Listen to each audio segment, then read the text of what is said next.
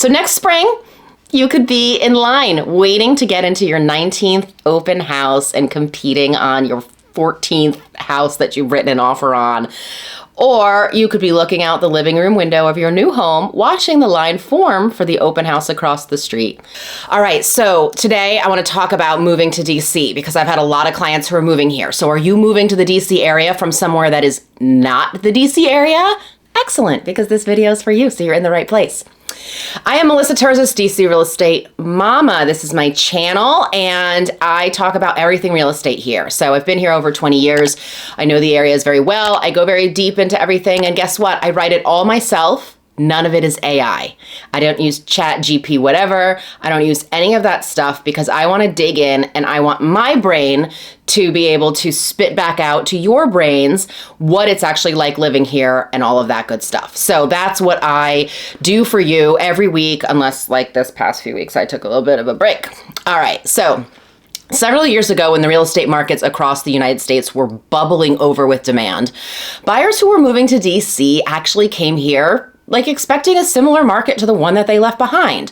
So yes, of course, there were nuances in this area compared to other parts of the country, but generally buyers came to what we call here affectionately the DMV. That is not the Department of Motor Vehicles. That is DC, Maryland, and Virginia for you noobs. And they expected the same multiple offer situation like what they left.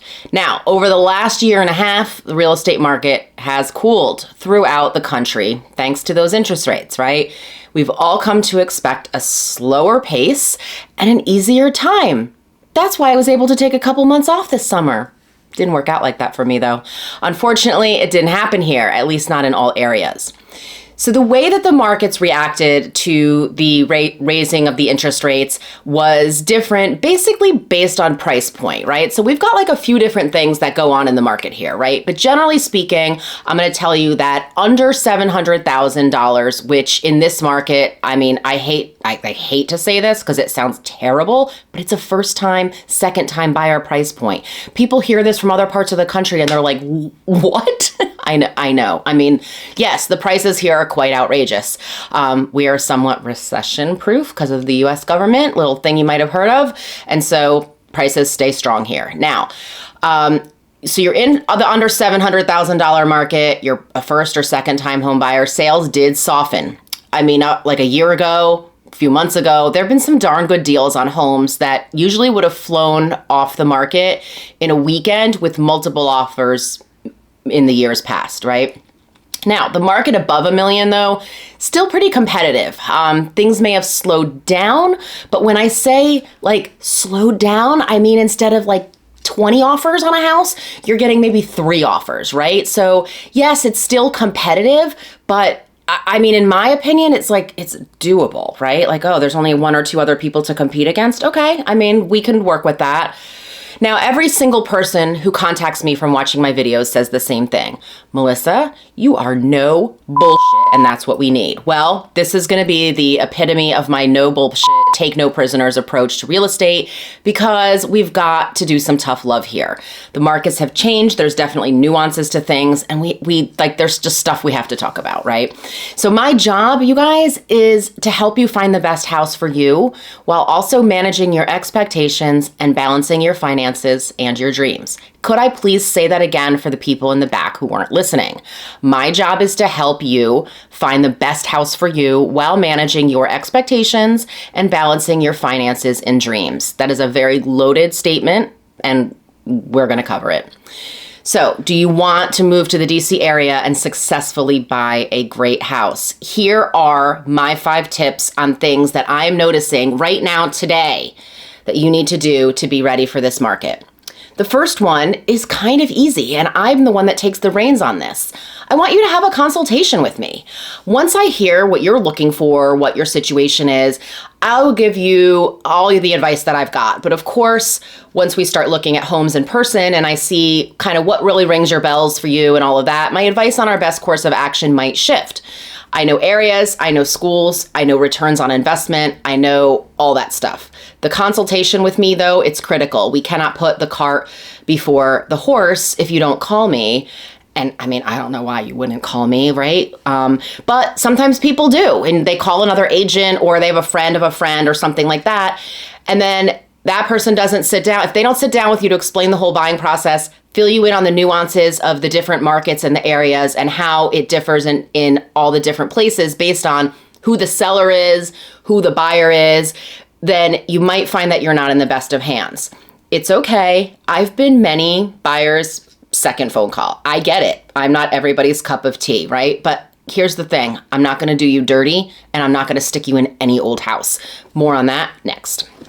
All right, so number 2, listen to me. Look, it's all about me again, you buying a house, right? But I can't stress this enough, you guys. I don't tell people things because I'm a Debbie Downer, or because I want you to just do things my way, or because I just want to stick you in any old house so I can catch my commission into my bank account and move on.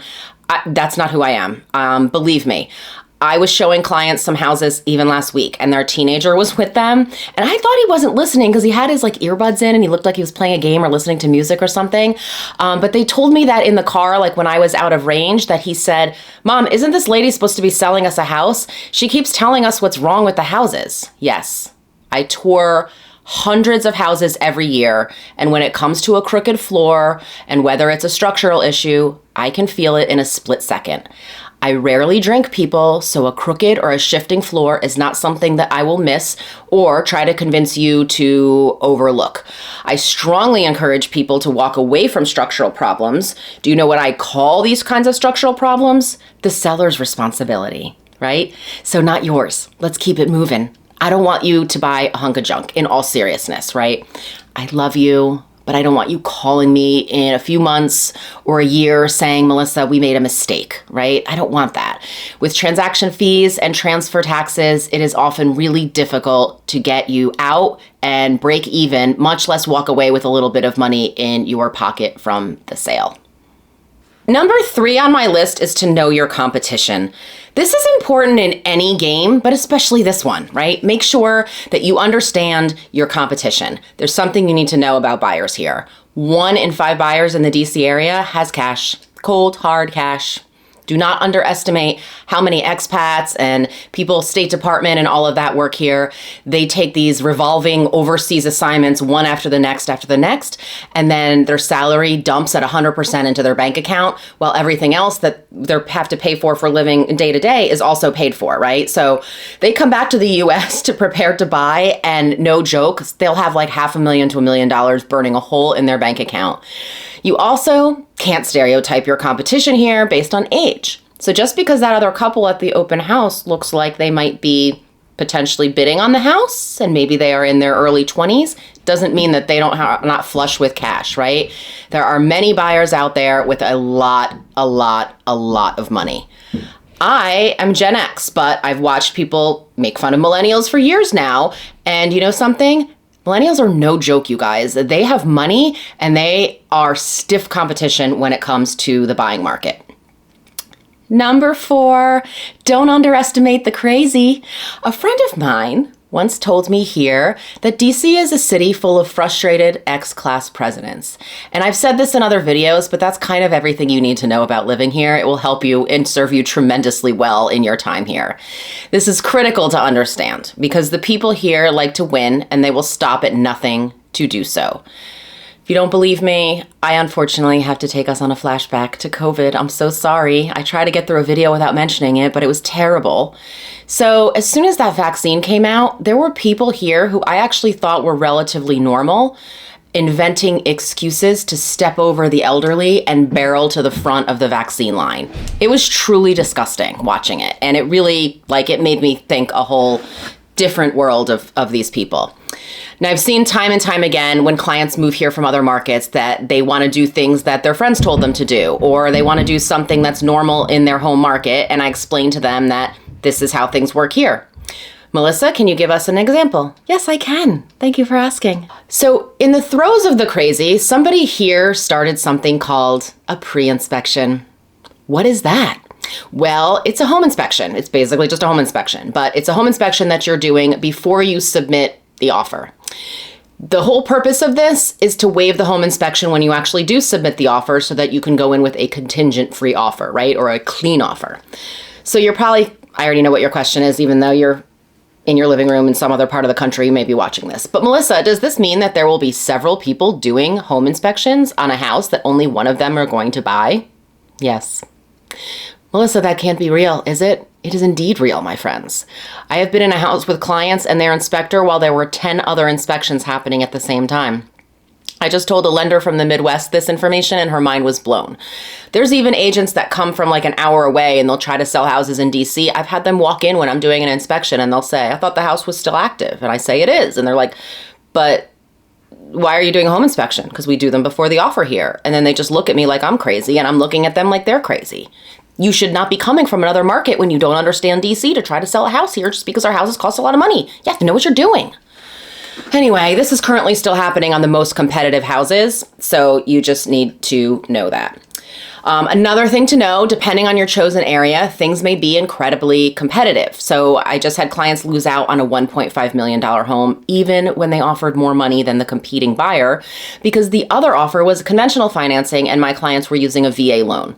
So sellers are always going to choose or go with what they think is the sure thing, right? Like the thing to get to the closing table. Yes, it's all about the money, but it's also not just price, terms. And we hear that a lot. Like, what's your seller looking for? Price and terms, right? Of course, everyone wants the most money with the least inconvenience. We get it.